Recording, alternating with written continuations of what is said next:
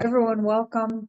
Usual announcements, mostly now today for benefit of people who are not here and might listen to the replay, but that we always meet here on Wednesday and Friday for Upanishad class, 8:30 p.m. IST, and the same time for an open discussion on Sundays, where we can take advantage of visiting and asking questions of Binduji on anything related to Advaita or follow up from this class. So we'll have the usual format where hand raising and chat will be turned off during the class, and then afterwards we have about a half hour usually for Q&A related to the particular class, if we can stay on that usually, or earlier aspects of the Upanishads. And we're right in the middle of the really deep and beautiful teachings we've been having out of the second chapter. I think for now we'll just leave it at that. Thank you for choosing to do this with us, Binduji. I think because of the early days of Clubhouse when we all flocked here and took a lot of conversations for granted, to just remember that we're very fortunate that you're choosing to continue to offer so much easily and openly available to everyone. Thank you for doing this. Thank you, Atmisha. Welcome all. We'll continue with our discussion on the 8th subsection of the second chapter and almost toward the concluding aspect of it. So let me do my normal invocation. Om Namo Brahmadibhyo Brahma Vidya Sampradaya Kartrubhyo Vamsha Rishibhyo Mahadbhyo Namo Gurubhyaha Shruti Smriti Purananam Alayam Garunalayam Namami Bhagavatpadam Shankaram Lokashankaram Shankaram Shankaracharyam Keshavam Badarayanam Sutrabhashya Kridau Vande Bhagavantau Punah Punah Ishvaro Guru Ratmeti Murti Beda Vibhagine Vyomavat Vyapta Dehaya Dakshinamurtaye Namaha. Sri Gurubhyo Namaha. The Shanti Mantram of the second chapter, Taittareeya Upanishad. Om Sahana Vavatu Sahanau Bhunaktu Sahavidyam Karavavahai Tejasvinavadidamastu ma vidvishavahai. Om Shanti Shanti Shanti.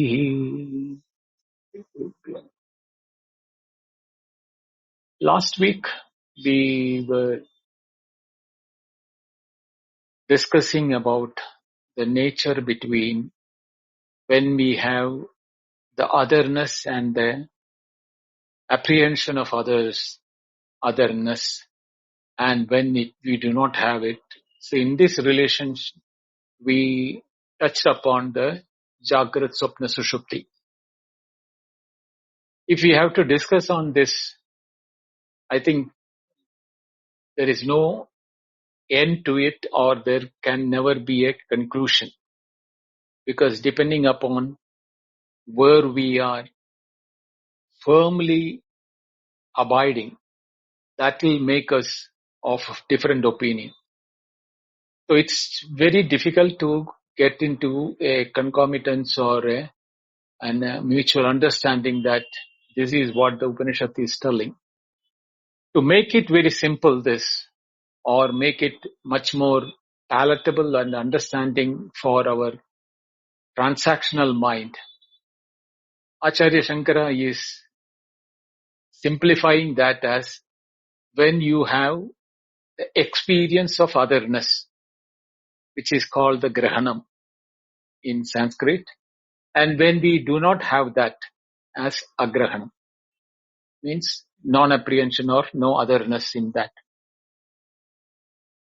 And there he mentioned that Sushupte Agrahanam abhi avidya kritam iti chet na Swabhavikatvaat Dravyasya hi tattvam avikriya paranapekshatvaat Vikriya na tattvam parapekshatvaat Nahi karakapeksham vastunaha tattvam sato visheshaha karapakeksha. Visheshascha Vikraya. Jagrat Swapnayoscha Grahanam Vishesha. So, what does that statement make? He is making the difference. What is Swabhavikam? Swabhavikatvaat. So the question which the opponent asked was, Sushupte agrahanam abhi avidyakritam iti chet. That means if the experience of deep sleep were non-apprehension or non-otherness is due to avidya, if that is the case, because the logic is same whether you say it is avidya which is the reason why we have Jagrat and Swapnam as where we have the experience of otherness and we grasp the otherness in those two experiences. Where we segregate ourselves and everything else is seen as the other to us, the world, the experience, whatever may be the form of experiences in the waking and the dream. This was said that to be due to the non-apprehension of reality giving rise to misapprehension. That is, tattva ajnanam, that knowledge of that reality of our own reality and the reality of the things which we call it by names and forms. As long as we do not know that, the otherness is a reality. That means if I see something separate from me, it has a different name and form, and the different name and form is good for transaction. So there is a reality to it as far as the transaction is concerned. But I do not know what you call the reality of that underlying under the name and form, the otherness. This can be understood only when I know my own reality, because I myself do not know who am I or what am I. So until that knowledge is firm in me and I have apprehended that, I may not be in a position to understand and appreciate the fundamental reality of everything other than me, whether it is Jagrat or Swapna or the waking or the dream. It is like the gold appearing as ornaments, but the ornaments have got different names and forms, shapes, etc., and the utility. Naturally, we cannot wear a ring as a bangle or a bangle as a ring. So each one is independently different. But what we know is that the name and form is from the utilitarian point of view. Advaita is not denying that. Please understand that. Let us not get into say that Advaita is denying that. While the bangle is bangle and the ring is ring, the reality of the bangle and the reality of the ring is nothing but the gold. Same way, the reality of me as an individual, I do not know. But if I am able to know that because it is experiential and it can be known, that is the beauty of it. Because I am there. But I will not know it as an otherness. Because otherness is different and I am different. So my own reality, to understand myself, I need to know it as myself. Now, here is the fundamental difference which people normally make a mistake or get into wrong imagination or conclusion, and then futile fighting goes on. What Advaita says is that what is the experience you can get of yourself when you know yourself is bhaya nivritti.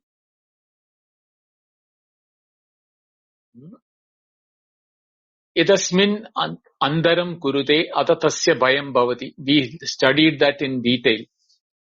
When I have the otherness, I have a chance for fear, and that is limiting myself. Because anything other than myself is limitation of my own nature. So this fear and the limitation, when it is there, I am seeing the otherness. But the moment I know that it is one reality, Brahman itself, which has been in the form with the Upanishad as mentioned, Tatrushtva Tadevanupravishan. Having done the names and forms, it entered into the names and forms, or the names and forms are nothing but appearances in that knowledge or that consciousness, that awareness. When we know that, like the gold is known in the ring and the bangle as the one and the same, everything in this world is coming from the same Brahman.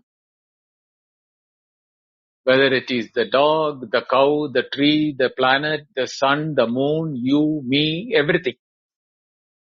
Like the gold can become many ornaments, the one tattvam or one reality has now become apparently multiple with the names and forms. But the fundamental reality, being one and the same, I should be able to know in my experience that I am unnecessarily getting afraid of otherness because I am looking at the names and forms as their reality. The names and forms are used only for transaction purpose. The reality of every atom in this world or everything in this world, whether it is the sun, moon, planets, cow, dog, tree, you, me, everything has come from that one consciousness and existence. That Satyajnanam Anandam, that Brahma is in the form of Anandam or infinite in nature in which everything is appearing. When I imbibe that as my reality or I accept that is my reality, not what I think right now as limited by the body, mind, intellect, or as a psychological or a complex entity with the mind body complex existing and transacting with the world, which has got a birth and a death. All those notions which I am feeling with related to the body is abandoned by me to know that my reality is that Atma, that Satya Jnanam Anandam, the consciousness or the awareness in me. And it is the same in everything in this world. Therefore, I need not to have the otherness in them, even though the names and forms are the appearances. The ring is different, the bangle is different, the gold is one and the same. When I have that as a conviction in me, and I am established in that knowledge, I will not have anymore the fearfulness from the otherness, and I will feel the freedom, the unlimitedness of the truth in everything. That truth is the reality and not the individuality in me, you, the world, or the names and forms. When this is understood, the experience of this fearlessness, bhayanishta, abhayanishta, this thing is what is been mentioned as that, abhayapratishta. That establishment in the fearlessness is the experience of a jnani. The jnani also sees the world with names and forms. The jnani also has Jagrat, Swapna, Sushuti as his physical experience of his physical body. But he does not understand or he does not look at his own body as a identity of his own, which is having birth, growth, decay and death, etc. He knows that this is the nature of the name and the form, but the reality of the existence and the consciousness has never gone through any change from the time it is born till the time which is there now. That has not gone through any change.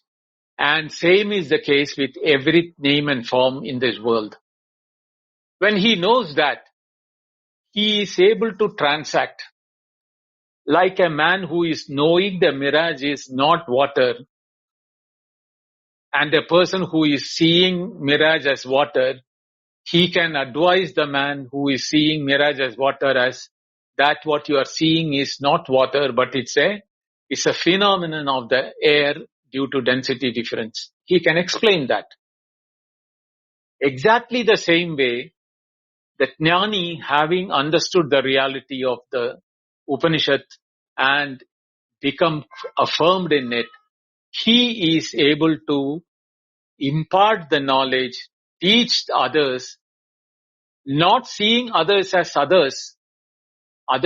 names and forms are others, but their reality, even though they are not knowing the truth, they are in reality the same truth as his own.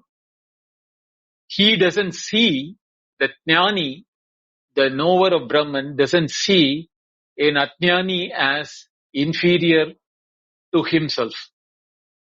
He sees him, the Ajnani, the one who does not know this truth, as himself, as that reality of the fundamental principle of both being the same. The difference is that he has been in a state of delusion due to identification of his physical nature of the body, mind, intellect. So he teaches the Ajnani, or the one who wants to learn this, the methodologies of Drisya Viveka, Neti Neti, or Avasthatraya, Nimruvanam, Jagrat Swapna Sushupti, all these methods through which he can de-identify with his own physical body to come to know his own reality. And when he realizes that, he will have the question, how do I know whether I have established or not? This is a standard question which everyone is asking. How do I know whether I have become a jnani or not? This standard question can never be answered by a jnani, because the experience of fearlessness from knowing the reality of the fundamental nature is individualistic in nature. Yes, he can know to an extent how much the Ajnani has been able to understand from the way in which he has been asking questions and doubts and clarifying them. And when he stops questioning and clarifying that, he is now in a state of meditation or in a state of nididhyasana, where he is trying to affirm his knowledge as his being. So that Jnani will know the progress of the student. But whether the student has established himself in the reality or not, only the student will be able to tell that. And once he establishes himself in that reality, the way in which he transacts in the world will definitely have the reflection of his knowledge in his transaction. He won't be transacting the same way in which he has been transacting earlier, with the otherness, the inferiority, superiority, good, bad, ugly, all those things. All the duality is coming to an end when you know the reality. And the duality in the appearance is only for transactional purpose of the waking for the waking world, of the dream for the dream world. He knows the difference between these two, and his own reality, he knows that is what he is experiencing when there is no otherness, that is in his deep sleep, where there is no way to know because there is no two, there is no kartrik apeksha, karaka apeksha, there is no subject object differentiation in the state of deep sleep. There is no subject, there is no object. Only when there is an object you can say there is a subject available. But when the subject is all by himself, you cannot even call it as a subject. He cannot be called as a knower. He is, even though while knowing, he cannot know he is knowing. It is his being. So, Sati Sambadhya na vidhu Sati Sambadhyamahe, when we learned this in the Chandogya Upanishad, having become one with the existence in the deep sleep, we do not know that as existence our real nature, because there is no tool for knowing that existence. But the reality is that as existence, when we are existing in the existence in the deep sleep, we cannot deny that we did not have deep sleep. Therefore, there is an experience of easiness or amness, I am, in deep sleep, but that cannot be expressed.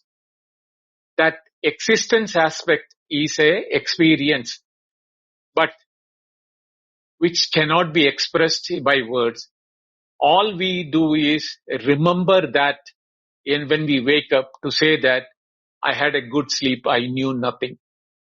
That knowing nothingness is a memory because there was nothing to be remembered or memory or no experience was happening. So this nature of ours is the reason why we are now able to relate that reality which was there in the deep sleep is the same reality which is there in the waking. It is there in the dream.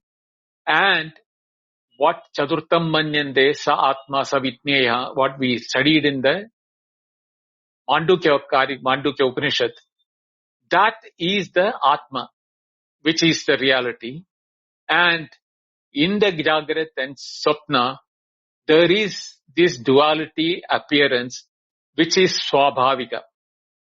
Why? It is the nature of awareness. In the awareness, when appearances are coming, like in the gold, when the names and forms are appearing, the gold doesn't go through a change.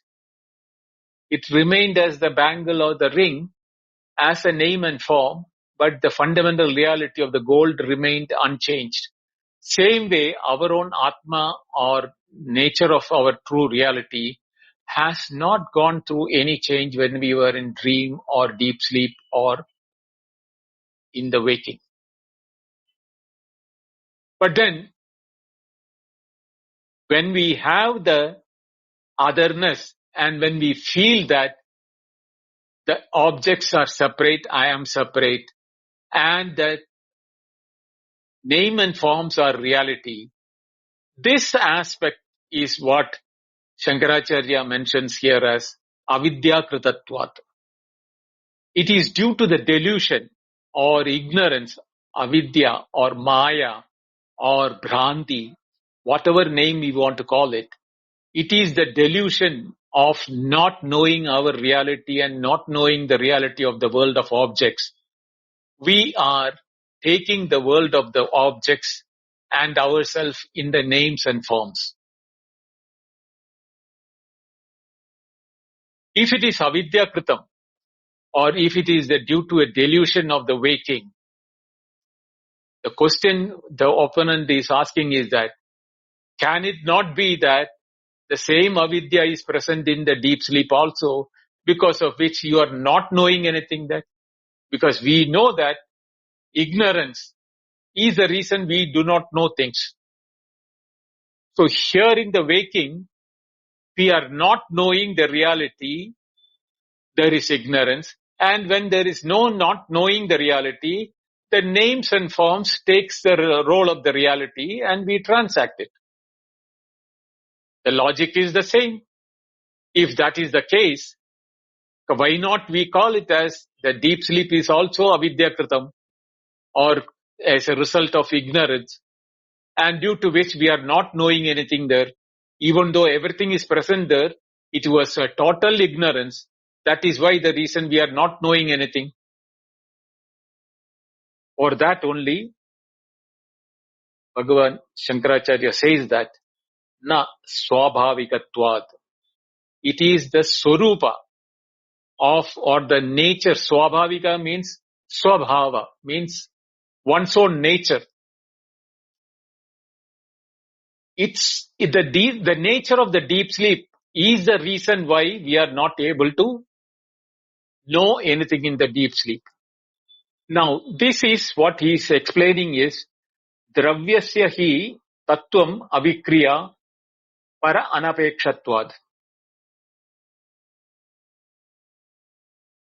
When we have Dravyasya, either we take it as Dravyam as the deep sleep, or the Dravyam as the fundamental reality of whatever is the things which are being experienced in the waking and dream.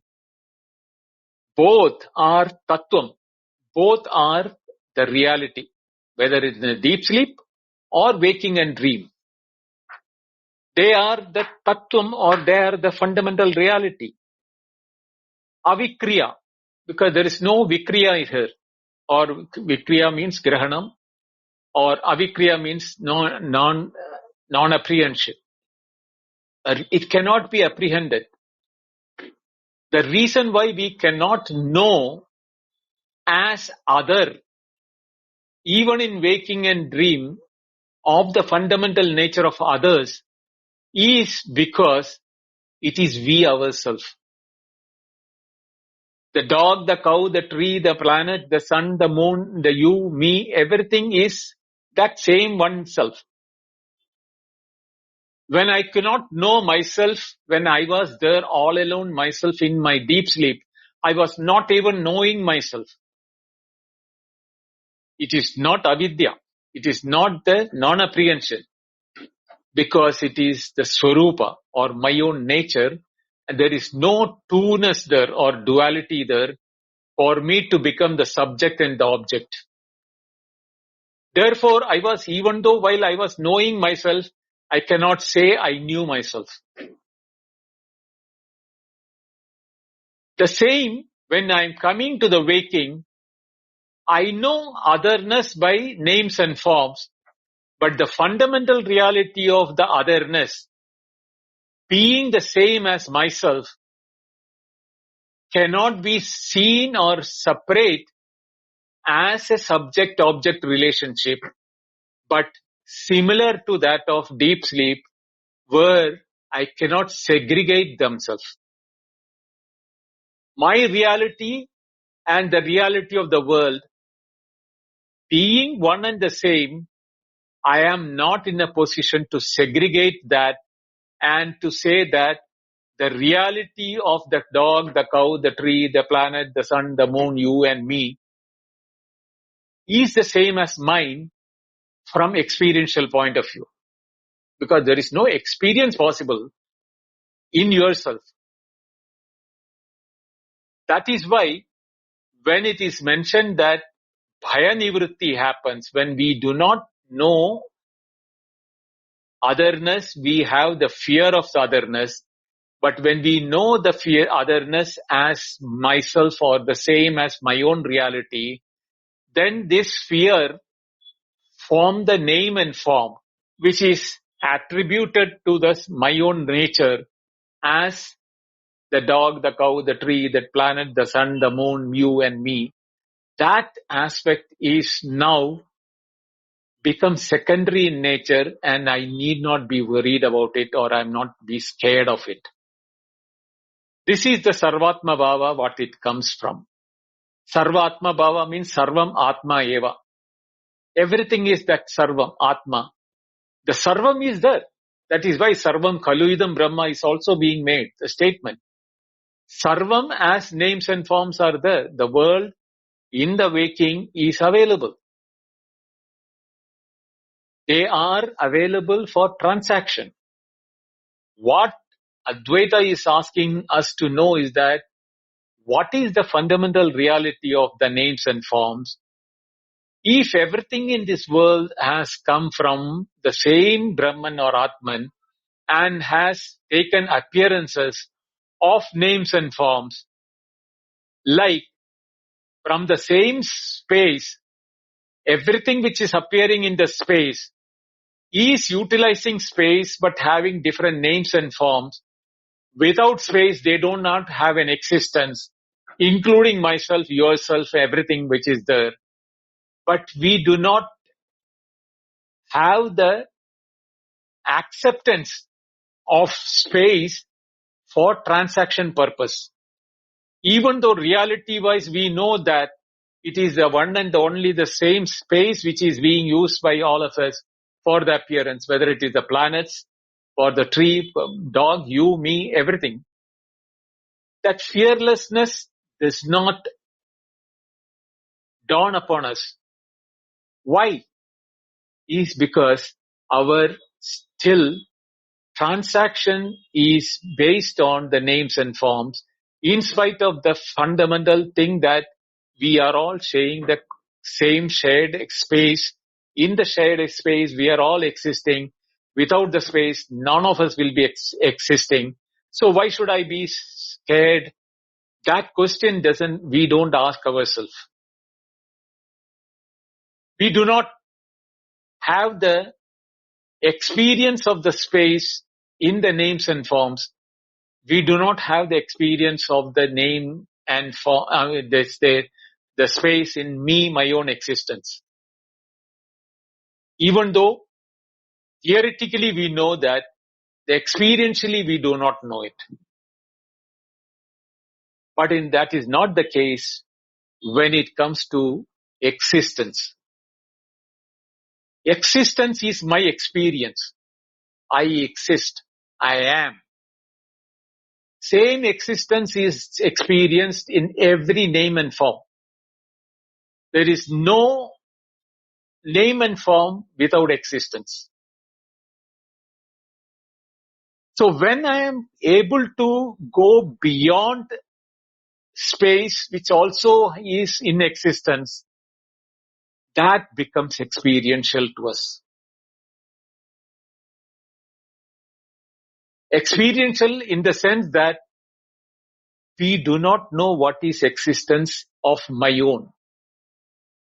But at the same time, I cannot deny that I do not exist. It is an undeniable reality of my own existence.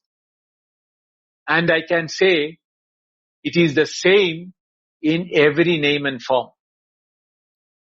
So when I'm coming to that aspect of it, of existence, and existence is also consciousness, because existence is known. It is an experience of existence which is known for my own existence in the same of names and forms of everything. So when it comes to this aspect of experiences, we will be able to relate that it is in the existence I am there, the names and forms, the otherness, the whole world, the cow, the dog, the planet, the tree, the moon, you, me, everything is in existence.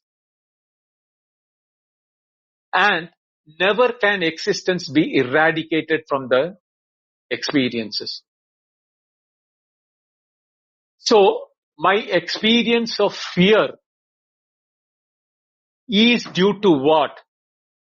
Is due to the otherness which I am creating without taking into consideration of the undeniability of the existence as the fundamental reality.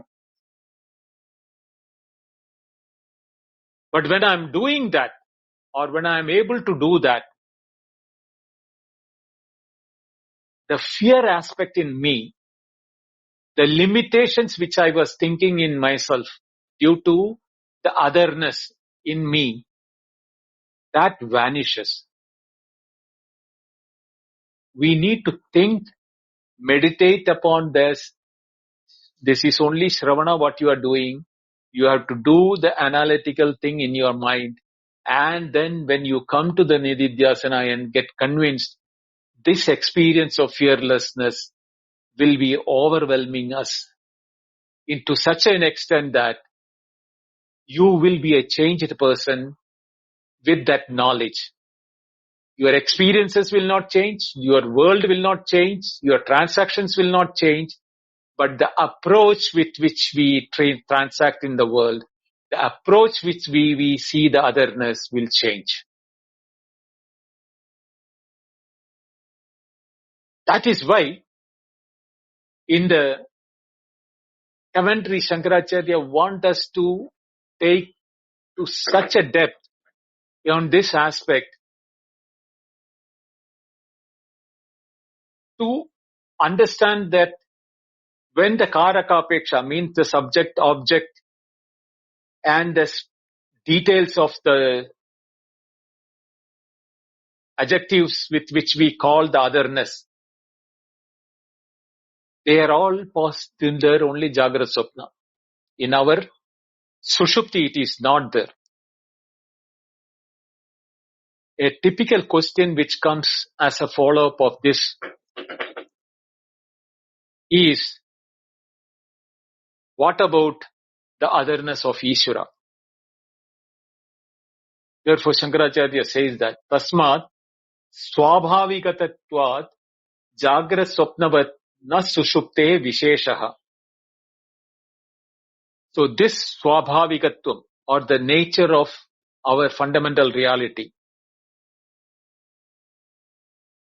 is separate in the Sushupti, in the deep sleep, and there in the Jagrata Swapna.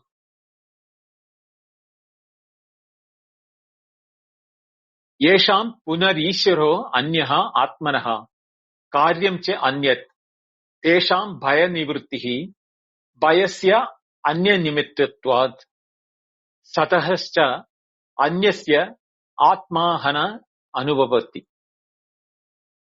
What is that? Punar ishvare anya atmana. Now here is what we have to deal slightly in depth. Punaha ishvaraha anyaha atmanaha.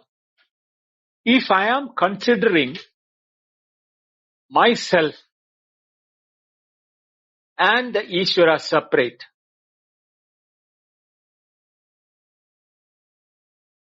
then I will be afraid of Ishvara or the God.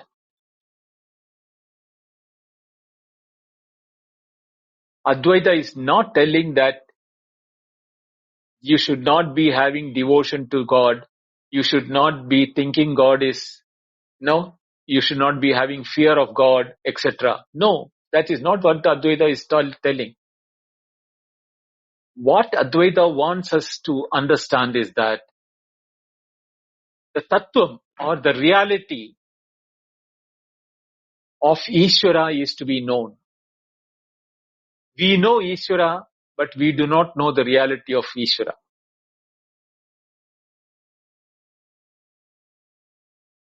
Ishvaro Guru Ratmeri Murti Bheda Vibhagane. It's only the Murti or the shape of the bodies or the instruments which are different.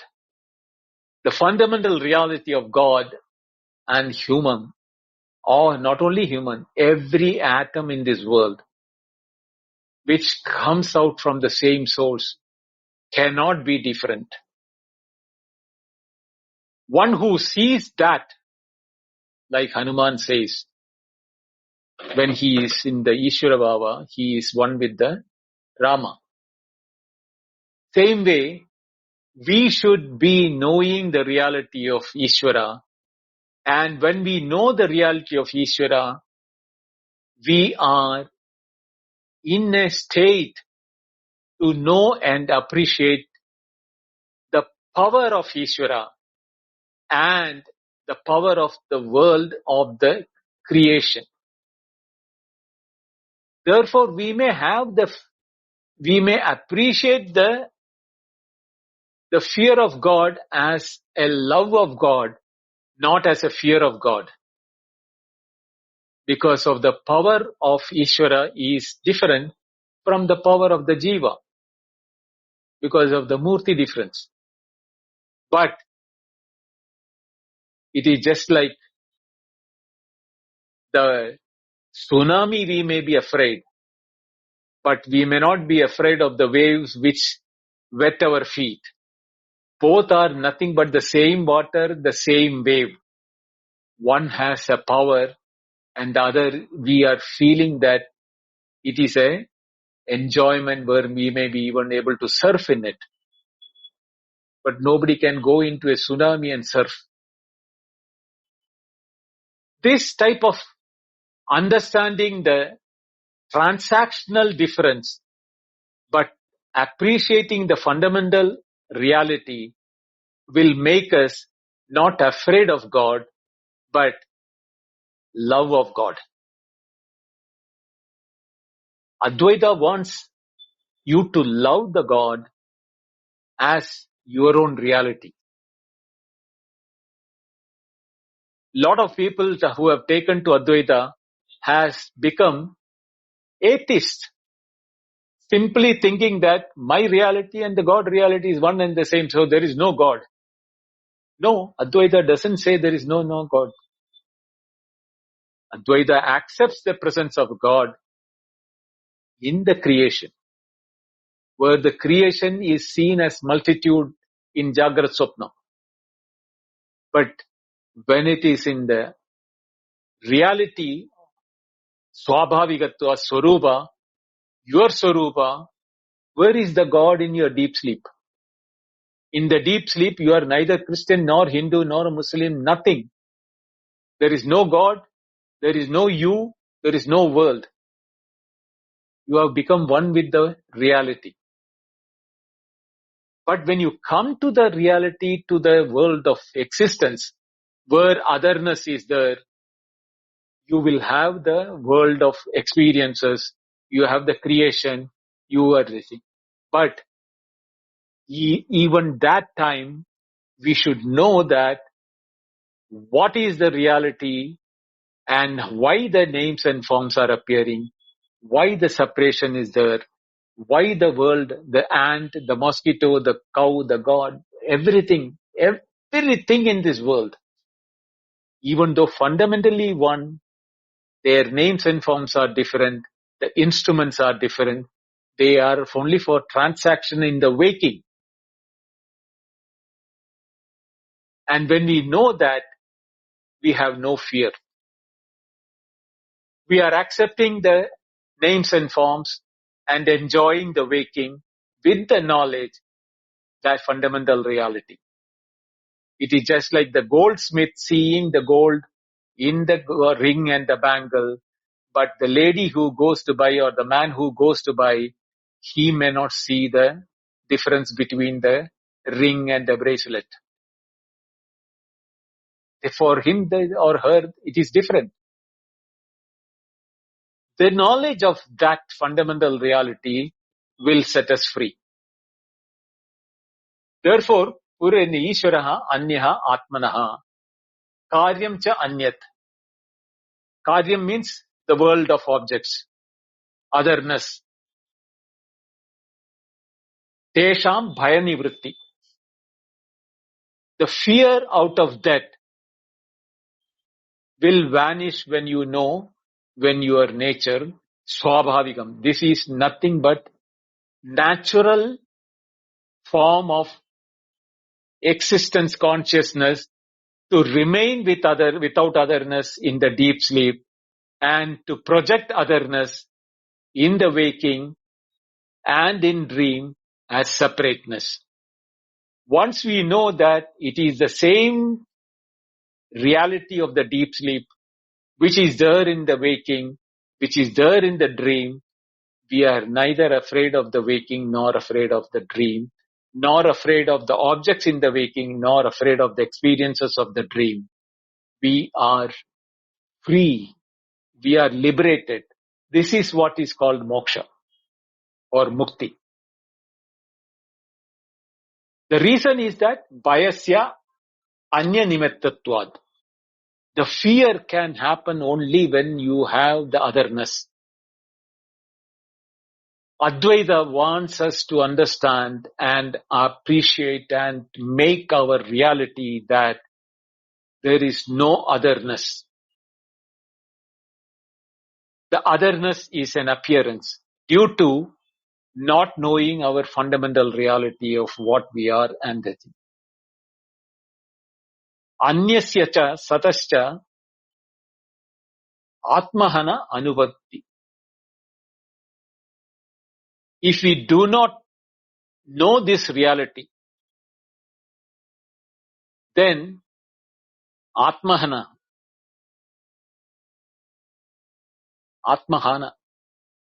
we are destroying ourselves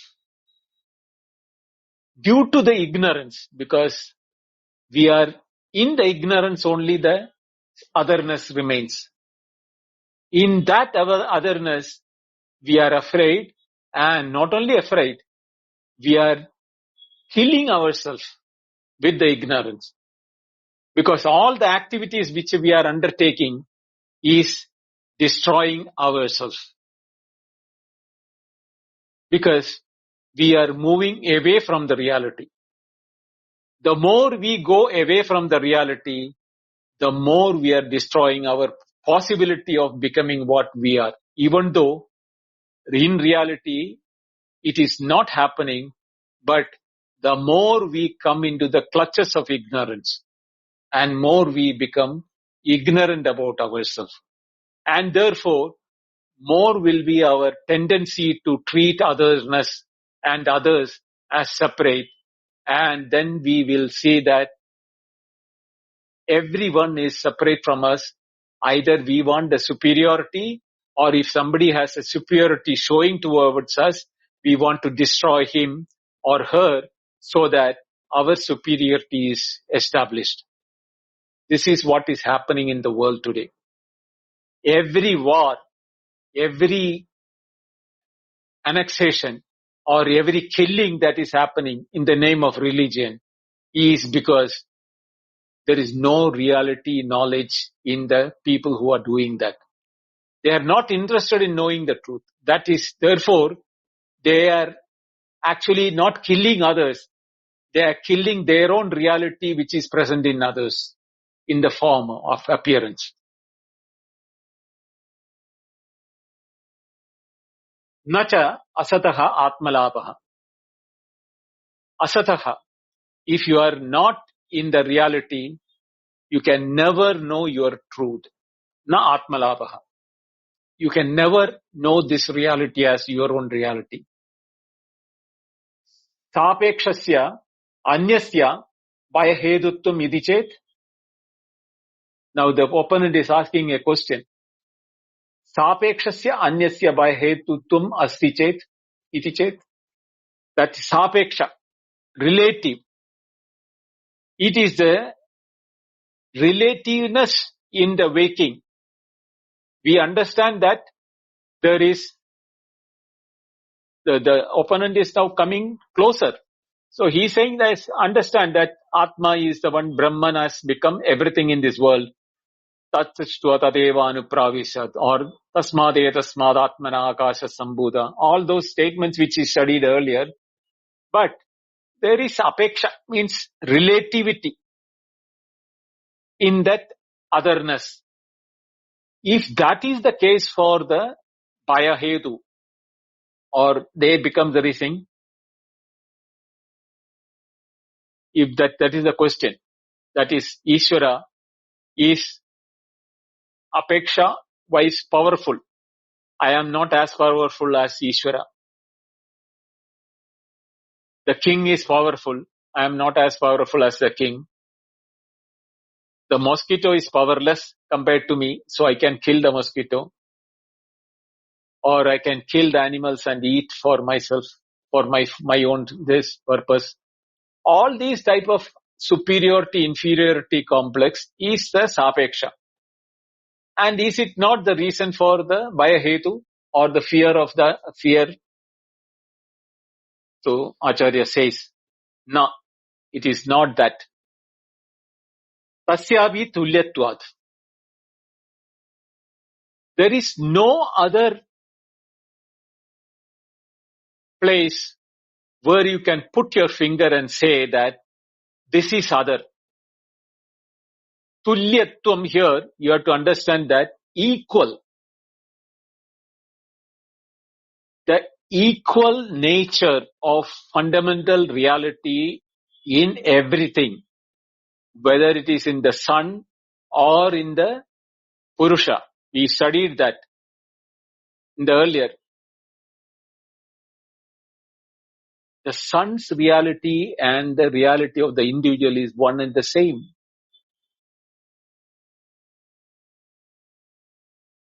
Therefore, whether it is the sun, the God, or anything in the creation, tasyabi tulyatvat, they are all of fundamentally the same.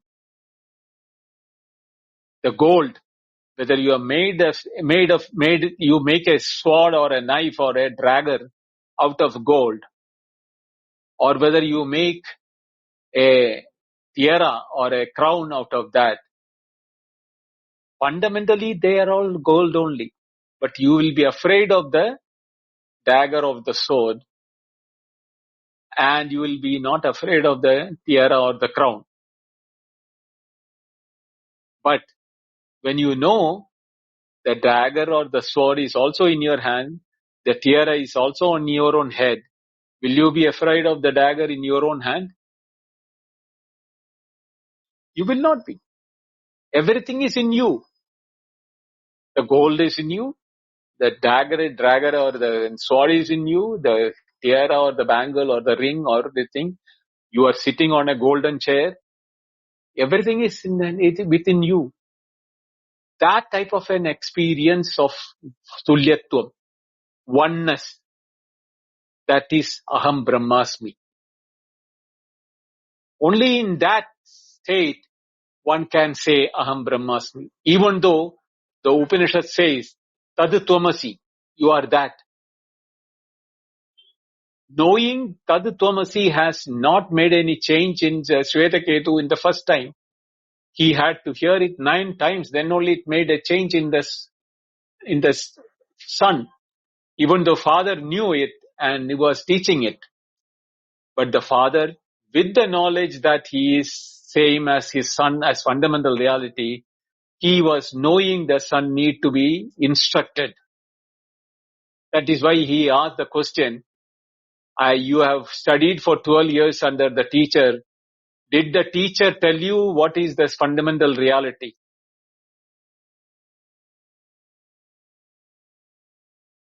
The name and form of the mud and the pot is the one and the same. Did he teach you that? Vacharambadam vikaro namadeyam mrittigateva satyam. It is only depend on the name and form, the mud and the pot and the lamp and the dolls change. But fundamentally they are all mud. Same is the gold with the ornaments, etc. So even though after telling Tattvamasi, he did not have the experience of Aham Brahmasmi, that I am one and the same for everything. That Sarvam Khaluidam Brahma knowledge did not happen in him. This knowledge to become one's own, we hearing this Upanishad or listening it to 10 times or 100 times will make changes in each one of us. This knowledge has to become our reality. The knowledge will remain in the Jagrat Swapnam as long as you have considered that I am the listener, these are all my knowledge. It will be like any science or arts or any other subject which you are studying. It cannot make any changes in the individual as long as you are studying this as a theory or a philosophy. Here is a philosophy which is talking about your fundamental reality. You are that, Adattvamasi. When that is being heard, don't let it be a philosophy of Advaita. The Swamshigaranam, making that knowledge as our reality. What stops us from doing that? It's only our own doubt. How this can be true? As long as you have this ignorance and doubt in your mind, the knowledge cannot make any changes in ourselves. You have to abandon the doubt and the ignorance of this reality. Then only it will dawn on you. That knowledge of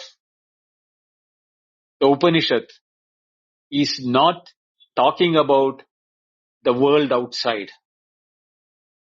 It is talking about our own reality.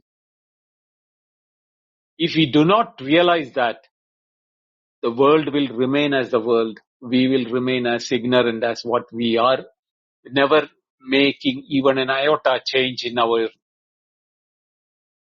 own knowledge or our own being.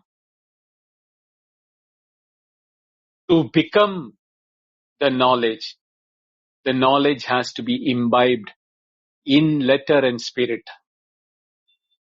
Only one who can take that, as in the Kathopanishad we have been telling that again and again.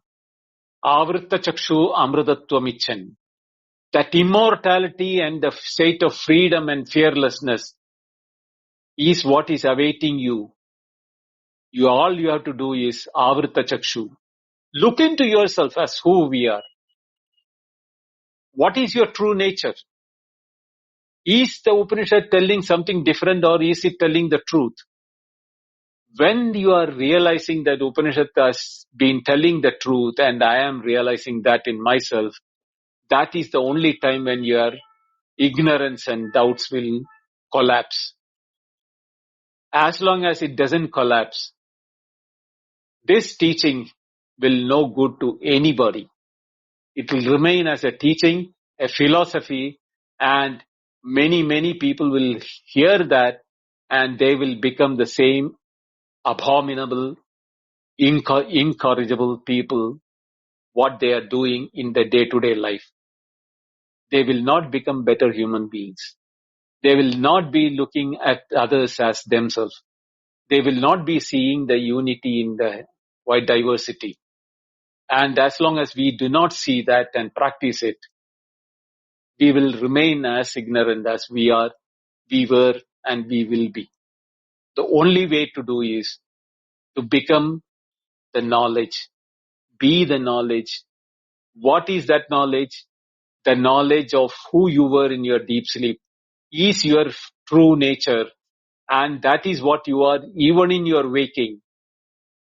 What experiences are happening is due to the instruments of your mind and the body intellect.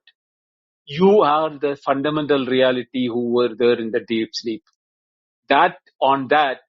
When you transacting through the mind, body, intellect of the waker, you have the waking world and the waker.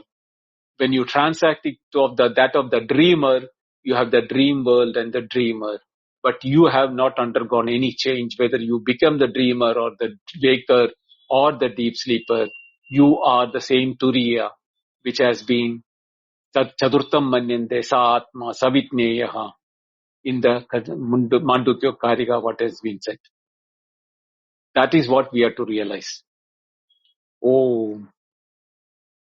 Om Sahana Vavatu Sahanau Bhunaktu Sahaviryam Karavavahai तेजस्विनावतीतमस्तु मा विद्विषावहै ॐ शान्ति शान्ति शान्तिः ॐ पूर्णमदः पूर्णमिदं पूर्णात् पूर्णमुदच्यते पूर्णस्य पूर्णमादाय पूर्णमेवावशिष्यते ॐ शान्ति शान्ति शान्तिः हरिः ओम् श्रीगुरुभ्यो नमः हरिः ओम् थैंक यू धन्यवाद Thank you, Vindaji. I had to wait to open my mic for a moment because I was smiling too much. Um, that was very beautiful, and I feel that was extremely well done. At the beginning of the class, when you were redressing again, uh, what it would take to actually understand what's being discussed about deep sleep was, thank you so much for that. I was thinking to myself that it's just really a delight to be able to listen to this spoken so clearly. I've never come across anyone who communicates these things the way that you do. So thank you very, very much for that. The hand raising and chat are open. We have about a half hour if people would like to bring things forward. First, I'd like to say if you're new to this room, please join the house if you'd like, by clicking on Advaita Vedanta Satsang, not one of the other Advaita houses. And, please join us. This has been a very deep dive into the second chapter of the Taittareeya. We've spent, at least several dozen of the 41 classes, are on this second chapter. So, we're coming right to the end of it. There's a lot of background to what happened today. And if today was a good class for you, you probably want to listen back on those replays for sure. So would anyone like to raise their hand and come up?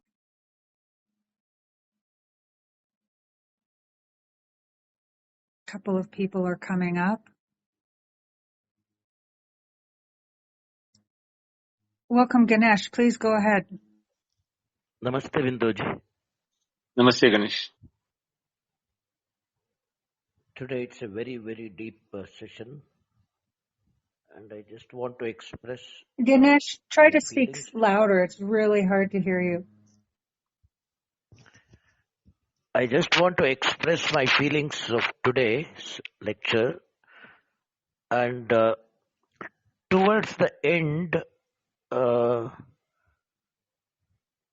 this lecture, Bindoji, I could feel that you were not speaking and you were in altogether a different state. Especially when you said finally it is Om. And I could feel that you had been speaking from that state of mind, I feel. You were not addressing, it was as if the space was telling things out.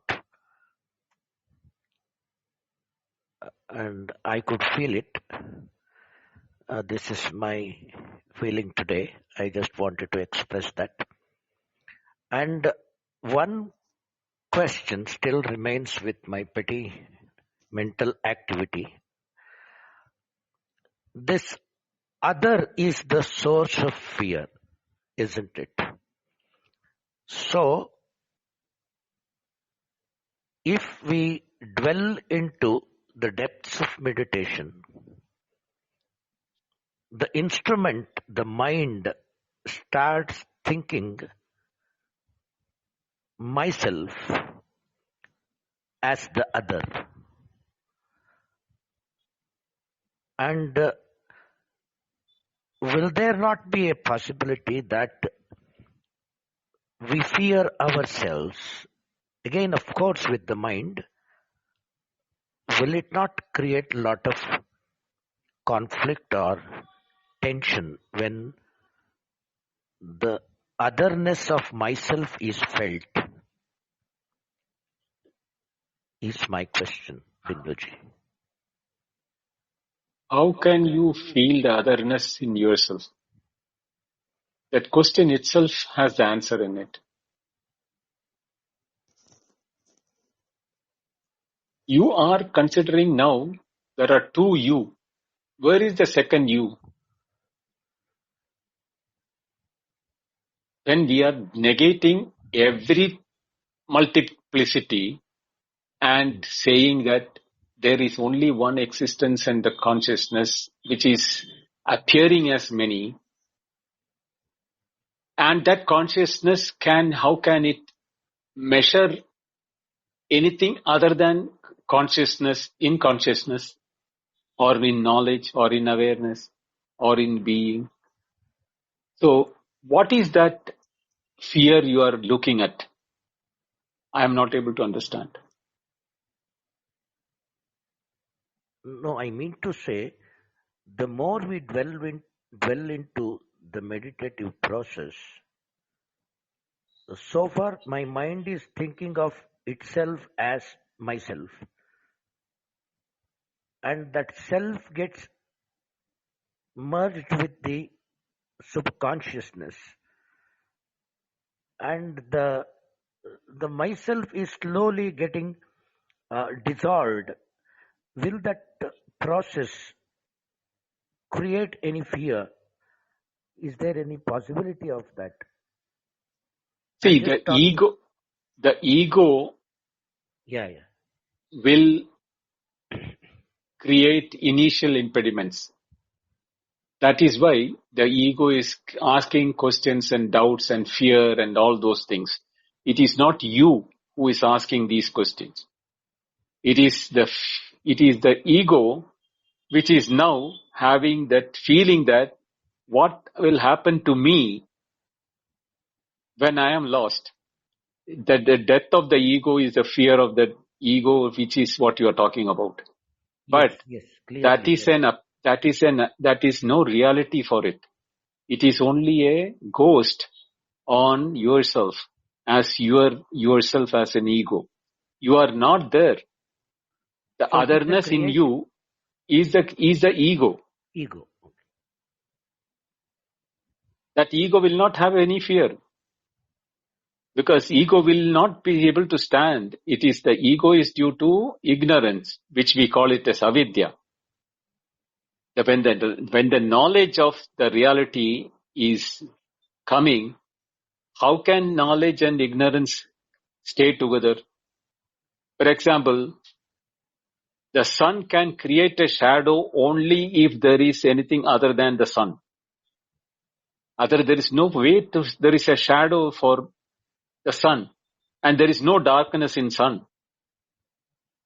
Yeah. So the otherness is the reason for the shadow or the ignorance. And in the ignorance, the otherness becomes a reality. So But again, it is the yeah, problem of go the ahead. ego. It is the Right. problem of the ego that it would be lost. It is not there.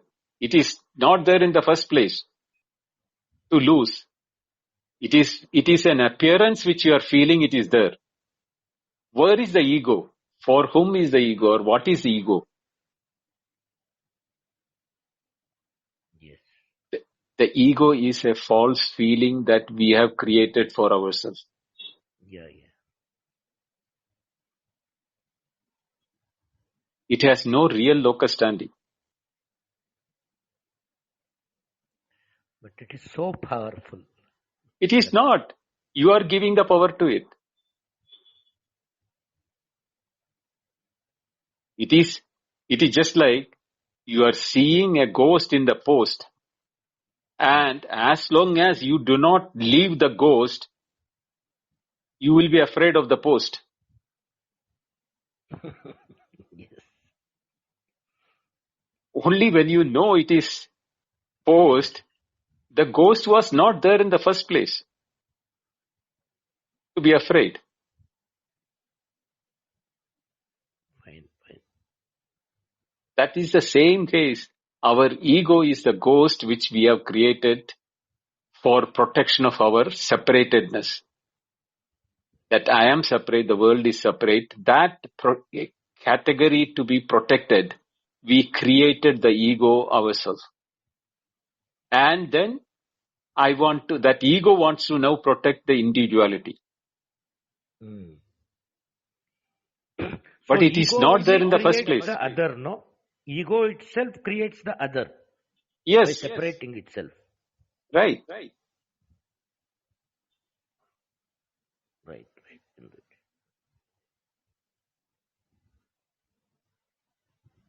So it's all the instrument, that is mind, is creating all these things. Yes, absolutely.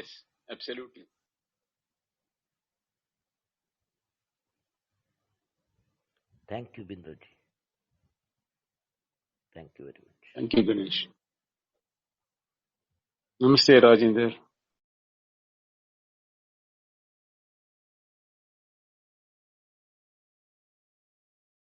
Rajendra, are you there? Hello. Hello. Hello, Binduji. I think today was like, after I've listened to you for 2 years, but I think today was like one of the most outstanding talks I've heard that really vibrates with me. And I understand what Ganeshji was saying, that, there were greater forces at work. So thank you so much. For somehow, almost poetically, translating this, divine and human experience, and being human and being connected with divine and losing connection with divine and potentially losing connection with oneself. So it was just musical. And I think, Ganeshji asked this wonderful question. Thank you for that. That saves me one thought.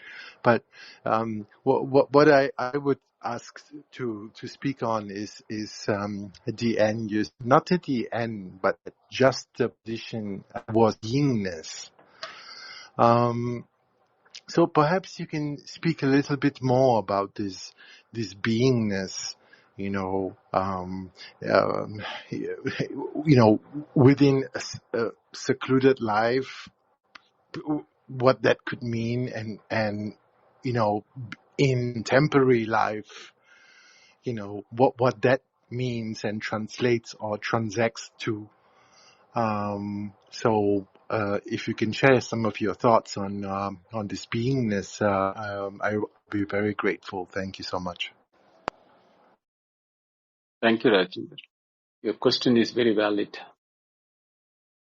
It is the foundation, or it is on that beingness, everything that is happening. Our own existence, the existence of the world, existence of all experiences, all adjectives, anything what you say that is on that beingness. And there is never a time when you can say that the beingness was absent. That is why even in the deep sleep, where we have no experience, total agrahanam, means total non-apprehension. We do not apprehend anything. It is what is as good as, a total darkness or total emptiness. But even in that darkness or emptiness, I am. Not knowing anything is to the I amness. That is the beingness of that, what is there in the deep sleep. Because of which, when we wake up, we say that I knew nothing. That statement comes from the beingness which experienced itself and the absence of any sort of otherness. That is present even in the waking and even in the dream. But what happens is that the beingness is forgotten when we engage through the mind. The consciousness, when engages through the mind, the ego is created. That is why when we wake up from the deep sleep, this is why that when I said that Swamshikarana means application on oneself, we have to think about how is the waking experience happening from my deep sleep to the waking. We all know that from deep sleep we are coming into waking. Either from that or in the dream experience also. But the change when it is happening, we are not able to justify or lay down the procedure or the steps from the beingness of the deep sleep. How does the experience of awakening into the waking is happening? If it is happening, where it is located, or to whom it is happening, we immediately forget our beingness of the deep sleep and get engaged 100% into the waker and the being of the waker, forgetting where did this projection of the waking or the appearance of the waking or the experiences of the waking taking place. We get engrossed in the nitty-gritty of the waking without realizing or pondering into from the deep sleep how did that experience of the waking coming up. We always put it the other way around. From waking I am going to deep sleep, from waking I am going to dream. Advaita tells no. The least experience which you have, from there only the other experiences can come. Even if you say that you are experiencing the multitude and the multiplicity and everything, when you are going to deep sleep, if you want to put them aside somewhere, where will you put it aside them somewhere? You cannot. You have to carry it with you. Because there is no place, because it is not, if you leave it with something else or somebody else, then when you go back, you have to pick up something different. Because that time and space and that person would have moved in the space. So that movement is not happening. And when they are waking up again, it is the same world, same person, same individuality, everything is happening. So I should have carried them into my deep sleep. But at the same time, I am unaware of that. Where did these experiences vanish or become invisible? We are not making any analysis of our own experiences. Happy with the world and the day-to-day fight in the world for survival. But when Upanishad says that the fight for the survival is because you do not know yourself, we first of all question the Upanishad. What proof do you have? Or what is that based on which you are telling? This is exactly what has been happening for millennia. People have been questioning. But when the logic and our own experience are the two tools with which you can verify what Upanishad telling is right or wrong, then you have nowhere else to go but to ponder deep into yourself. When you do that, that is the time where you can really experience the beingness which you are asking about. That is the beingness of your own in your deep sleep, which is also present in the waking, which is also present during dream. But we are not able to know that in the waking because of the clouds of the ignorance and the doubt, everything which is, covering that non-apprehension by giving misapprehensions. Thinking that we are individuals, the world is separate, all those things are misapprehensions due to the non-apprehension of our own beingness, which is present even in the waking. So if you can ponder yourself, try to look yourself, you will know what is the beingness and what is the fundamental reality of yourself as beingness. Well, thank you so much for that. Yes. May I ask just a precision in this knowing of oneself and beingness? Is it when I am laying down, sitting, standing, walking, or running, cycling, or walking on a tightrope? Are you doing any of these things without the I present there? Yes, thank you.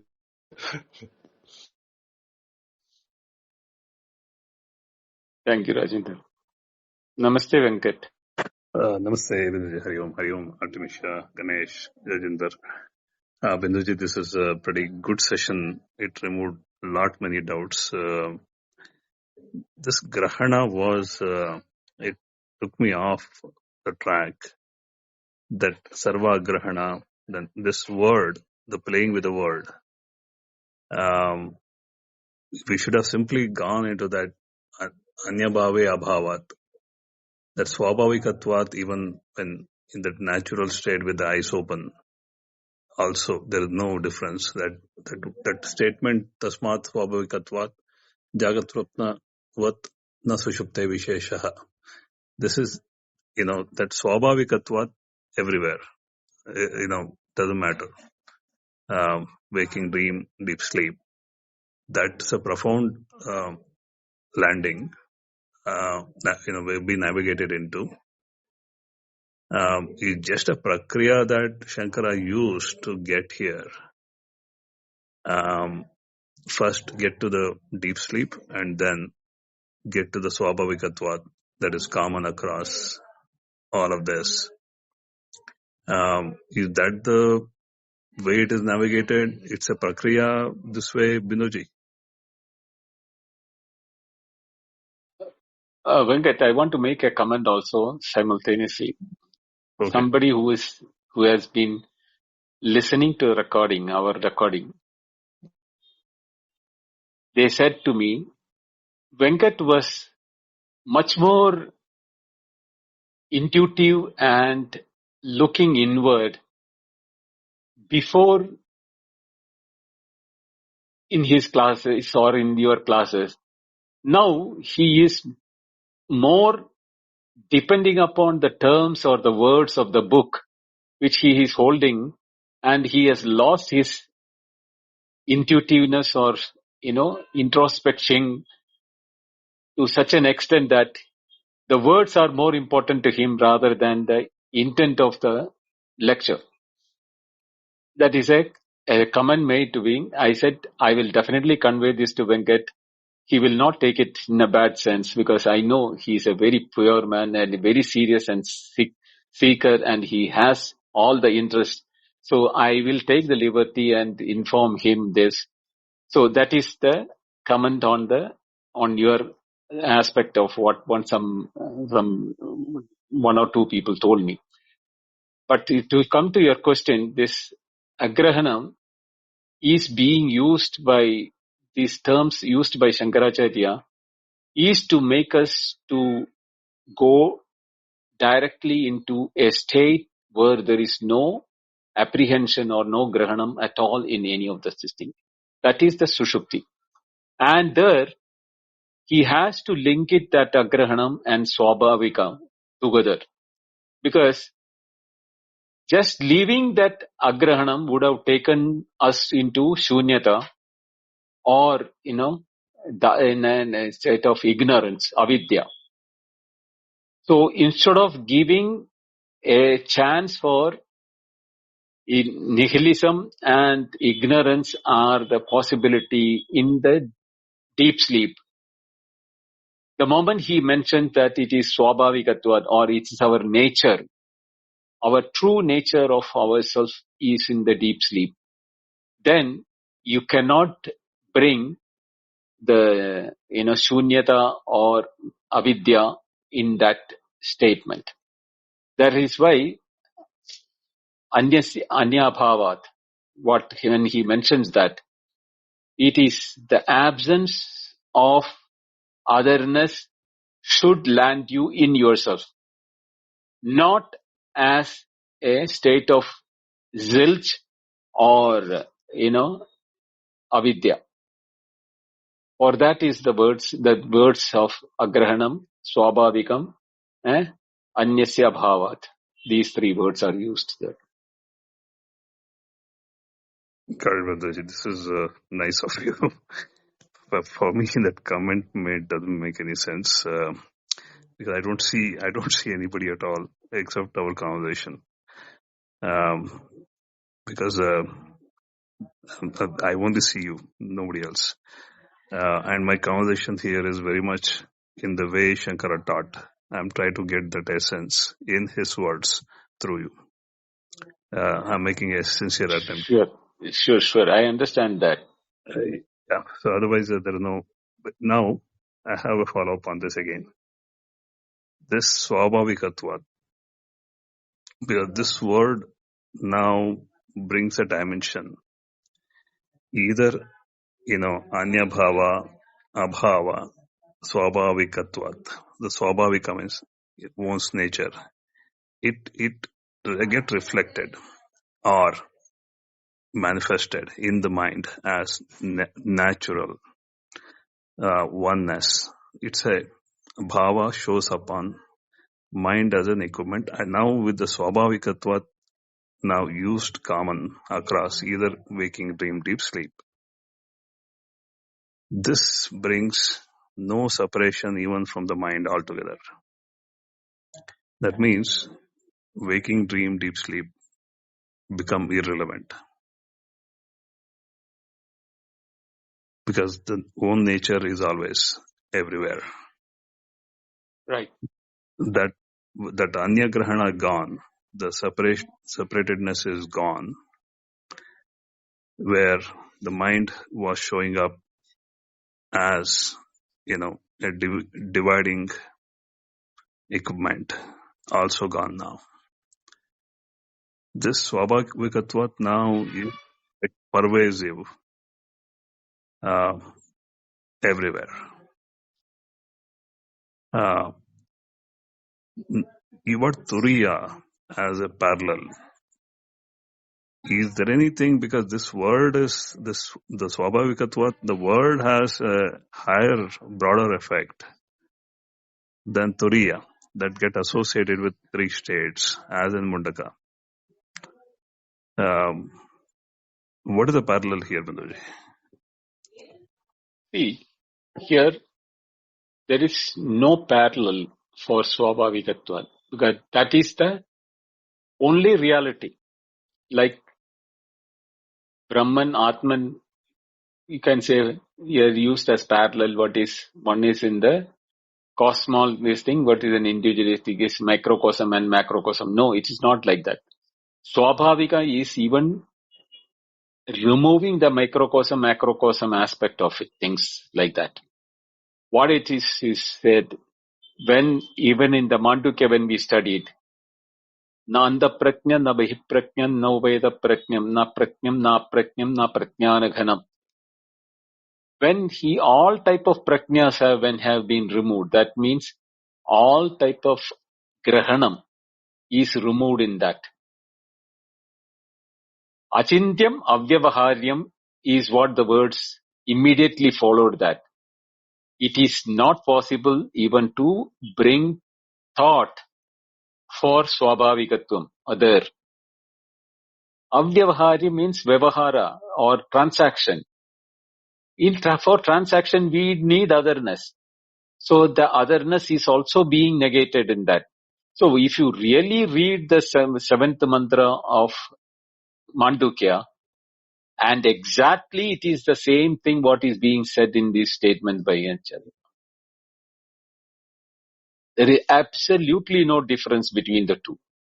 So there also, in the Karika, Gaudapada wrote that, Esha Ishasya Swabhavaha. So that Swabhava or here Swabhavika is the same thing which is saying. That is the nature of Brahman.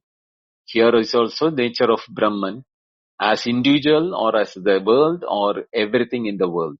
It is one and the same. That Swabhava is Swarupa.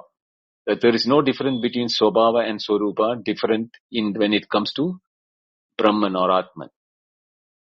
That is one and the same. Manoj, this is nice of you. It tallies now. Thank you, Manoj. Thank you, Venkat. Hope you have not taken that comment in a negative way. From you, everything is nice. So, perfect. Thank you, Venkat. Yeah, Bindu, thank you for that. So, What? sorry, go ahead, Binduji, please. No. Rajendra I thought he was asking something.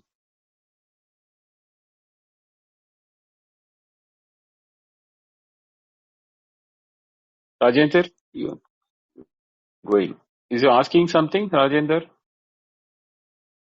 I think he has connection issue. Look, he's looking like he's coming and going. Go ahead, Atmisha. Okay. And if he returns and we can give him space, I think though he was just appreciating something that you had said. At any rate, I want to say one thing and then we'll go ahead and close. And if anyone else who's currently on the speaker panel wishes to say anything. I thought the comment you made to Venkat was, it made me smile. I think that it's also probably true that there are some people who are uncomfortable with someone who's trying to have a real grasp of the language and of the technical understanding that you're conveying, Binduji. Some of us, like myself, know that we're missing a lot of that in the sense that we could not possibly turn around and teach the way you do, even if we're really understanding conceptually and experientially what you're speaking of. And I get a lot out of what Venkat's doing, and I just want to express my view that if someone knows Venkat quite well, they would realize that he's not getting lost in using the mind as a tool. He's one of the most contemplative people I've met on Clubhouse in terms of also taking the space and time to explore everything non-conceptually. So I really appreciate that what you're bringing forward. There's times Srini and other people do this, but Venkat has stood out. So I just wanted to say that's my view. So where are we? We're at the end of the day. The class will continue on Friday at 8:30 p.m. IST here. I did want to point out that in the chat, fairly near the top, there's a link that I put, and that is to an English translation of Shankara's commentaries. If you go to page 301, it'll start the Taittareeya, and if you go to chapter 2 in there, you'll see, and that 301's on the page numbering itself, not the PDF numbering. When you go further into chapter 2, you'll really see where we are. And we chose to include that during chapter 2 because it's very worthwhile and there's very extensive commentaries that Binduji is expanding on. And then of course above there's the mantras in translation that Binduji's chosen. But that is, although it's a 40-page document, I think it's very short compared to reading all the commentaries. So, one last reminder is that there is not only the replays here, but that the classes, as well as other classes that are not available here, are available on YouTube at Advaita Retold. So thank you, everyone who came up and spoke. It really benefits a lot of us to hear your questions and be witness to them. So I believe that that's it. Just join us on Friday again for class and on Sunday for an open Q&A. Bindaji, I'll allow you to just speak whatever you wish and close us out. Thank you, Artemisha.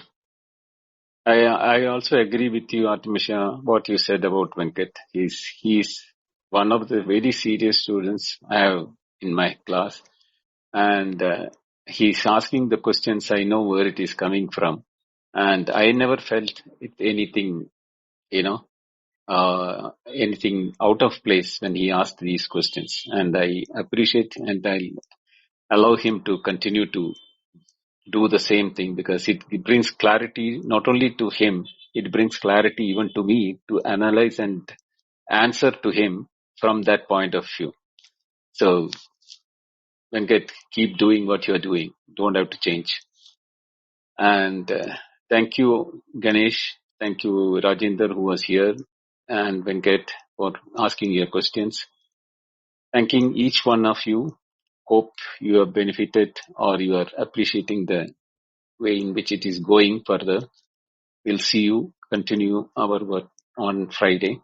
To see you all on Friday. Hari Om. Good night. Hari Om, Bendaji. Good night. Hari Om.